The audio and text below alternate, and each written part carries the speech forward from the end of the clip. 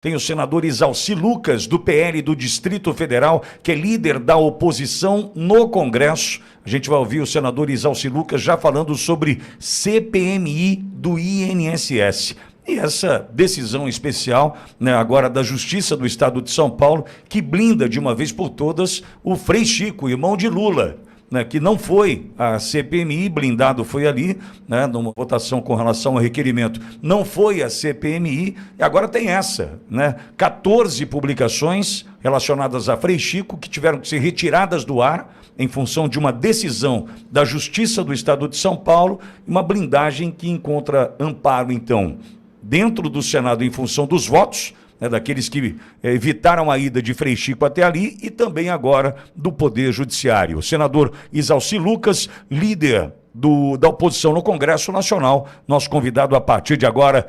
Isalci, bom dia, o senhor é sempre muito bem-vindo por aqui, senador. Bom dia, Alexandre. Tudo bem, né? É um prazer participar do programa. Prazer é meu, muitíssimo obrigado por ter aguardado, viu, senador? É uma honra ouvi-lo. Queria falar sobre a CPMI do INSS, senador, mesmo porque a gente sabe da atuação do senhor ali e assistimos perplexos às decisões que vem chegando com relação a essa blindagem do Frei Chico, senador. Isso é incrível, né? A base de governo acabou sequestrando também a CPMI. Na fase inicial, nós tínhamos a composição feita pelos blocos e aí nós conseguimos surpreender o governo no sentido de eleger o presidente e o relator, e agora, com essas mudanças, eles desfizeram os blocos e aí passaram a ter maioria na CPMI. Com isso, há vários requerimentos que nós apresentamos foram rejeitados, inclusive do irmão do Lula, além da quebra de sigilo do Carlos Lupe, né, e outros atores também que nós apresentamos. Então, a seguro-defeso, acho que no Brasil hoje já tem mais pescador do que peixe, né? No Maranhão mesmo são mais de 600 mil. A Polícia Federal recentemente, numa operação, cancelou mais de 100 mil inscrições lá no Maranhão. Então, estamos aprofundando. Eu pedi um requerimento, fiz um requerimento solicitando município por município a quantidade de seguro-defeso, e também se naqueles municípios tinha pelo menos um córrego, né, para justificar o pagamento lá do seguro-defeso. Mas está indo, apesar das blindagens, a gente está conseguindo avançar, né? Tanto é que nós conseguimos aí, primeiro, já tem 2 pessoas apenas presas, era para ter muito mais, né? Mas, de qualquer forma, nós, com a instalação da CPMI, a gente acabou que obrigando a CGU, a AGU, e a própria Polícia Federal a agir com relação ao Sindinap e a CONTAG e a CONAFER, que são as 3 maiores instituições que mais roubaram lá do INSS, não é?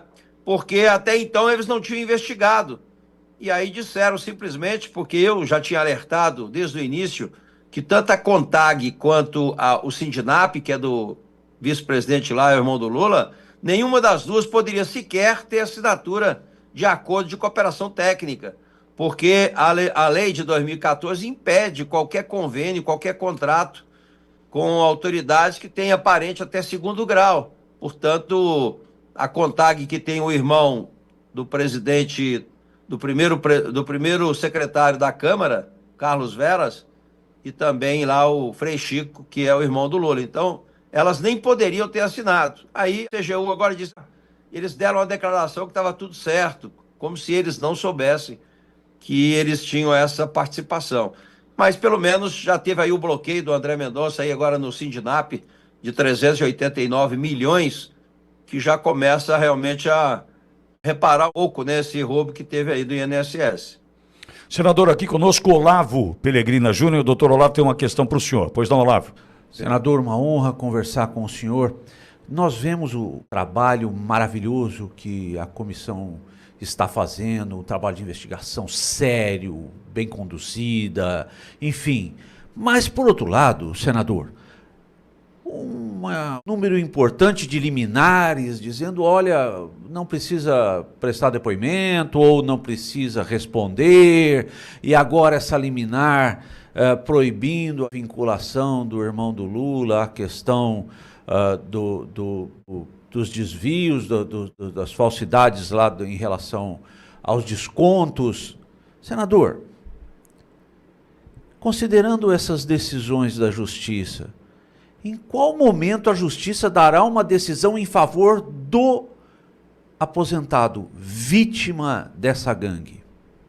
Pois é, já era para acontecer isso há muito tempo. Infelizmente, o que a gente observa é que o Supremo tem defendido os bandidos e não os aposentados, né? Então, nós já tivemos decisões que dá ao depoente a opção de ir ou não à CPMI, né? Quer dizer, desfazendo completamente o que está na Constituição. A CPMI, a CPI, ela tem autonomia de investigação como o Poder Judiciário, como a Polícia Federal. Então, nós temos que esclarecer um pouco melhor isso para não ter mais dúvida. Agora, de fato, não é um absurdo, né, o que está acontecendo, porque, por exemplo, o próprio Supremo determinou agora a devolução do INSS, dos descontos, inclusive fora do arcabouço fiscal e com dinheiro do orçamento. Evidente que ontem mesmo nós aprovamos na CMO, não é, o PLN, crédito suplementar para isso, foram 3 bilhões e 300, não é? Mas conseguimos botar uma emenda proibindo que depois, na volta, no bloqueio dos recursos, que esses recursos recuperados não entrem na receita corrente, né? Então, como a saída agora não está entrando no arcabouço, nós queremos também que o que for recuperado também não entre. Mas o que foi, que não dá muito para entender, é porque esse acordo foi celebrado, inclusive, com a CGU e a DPU, que é a Defensoria Pública da União, que tem como objetivo defender os aposentados, né? E na prática, eles fizeram um acordo para que aqueles aposentados que quisessem ser ressarcidos teriam que abrir mão do processo judicial. Quem já estava na justiça tinha que tirar o processo e quem ainda não entrou não poderia entrar mais, né? Então, quer dizer, por que isso? Porque, de fato, pela lei do consumidor, todos eles poderiam receber em dobro pelo que está previsto em lei. Então, para evitar isso, a DPU, CGU e o governo fizeram esse entendimento com o Supremo, né, que limita aí os direitos do aposentado e pensionista.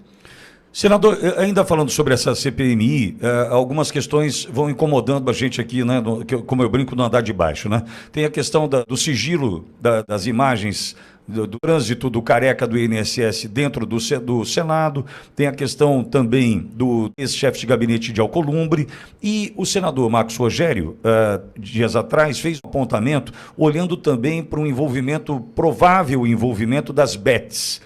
Onde tudo isso pode chegar? Porque a gente sabe que 2 presos até aqui não justifica, né? A gente não encontra justificativa para apenas 2 pessoas presas até agora, com todo o dinheiro movimentado. O senhor tem uma visão, o senhor consegue nos passar onde isso pode chegar, senador? Olha, a forma como eles faziam, e fazem ainda, né, porque até hoje ainda tem bets aí também, no caso da CPI, eles criavam as associações, conseguiam lá no INSS, através da corrupção, através de propina, para servidores, né, a inclusão de listagem para desconto, eram descontados. Eles, então, criaram várias empresas, normalmente de familiares, né? E aí repassavam os recursos para essas empresas laranjas aí, com um monte de laranjas, e, evidentemente, desviava o recurso para a pessoa física depois. Agora, muitas utilizaram, inclusive, as fintechs. Eu participei da CPI das bets e nós tínhamos alertado lá. Grande parte dos bilhões que foram para fora das bets foram através das fintechs que não têm controle do Banco Central. E a gente está observando também aqui no INSS que o modus operandi é o mesmo. Também tem fintechs envolvidas, que é exatamente uma forma de enviar dinheiro para o exterior, né? Então, eu não tenho nenhuma dúvida que tem, de certa forma, uma certa ligação indireta, né? Eu não tenho nenhuma dúvida que tem, de certa forma, uma certa ligação indireta, né? Por exemplo, advogados, né, que atuaram nas bets e que também estão envolvidos no INSS, né? Então, a gente tem que aprofundar nisso, mas o modus operandi é muito parecido.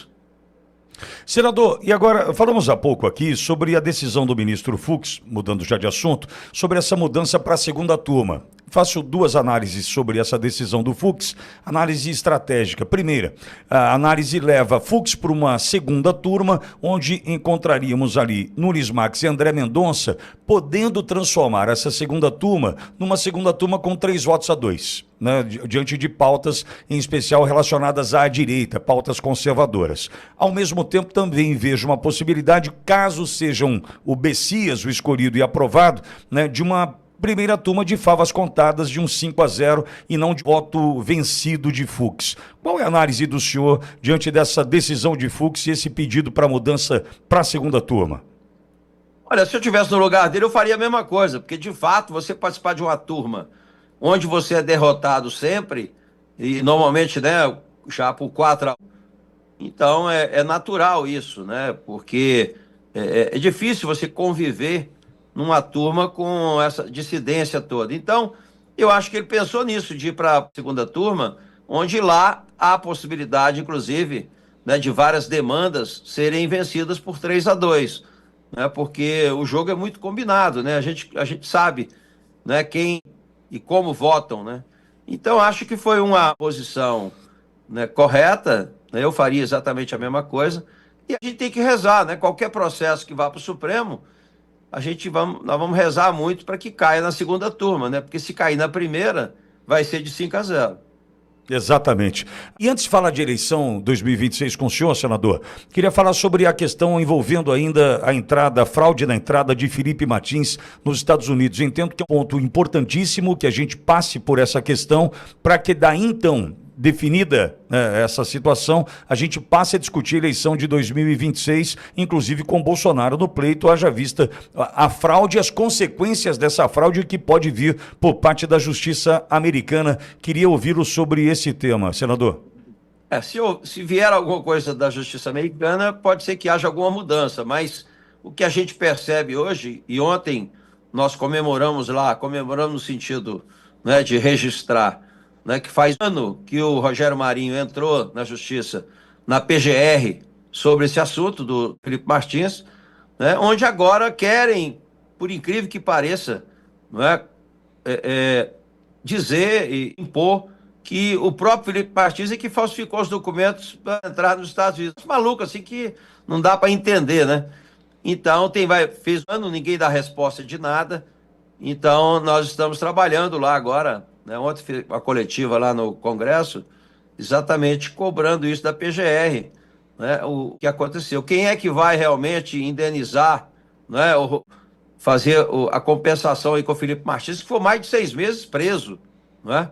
Com falsos documentos, né? Foi condenado em função de documentos falsos. Então, a justiça está assim, a gente está com muita preocupação, porque as coisas estão ficando, parece que natural, parece que é normal, né? Não há reação praticamente nenhuma, né? O presidente do Congresso também não reage com relação a isso, né? Está discutindo agora a ida do Pacheco para o Supremo, não é? Ele que praticamente entregou, né, as prerrogativas do Senado para o Supremo. Essas interferências não vieram de graça, né? E agora a compensação é querer ir para o Supremo. Então é triste o momento que nós estamos vivendo.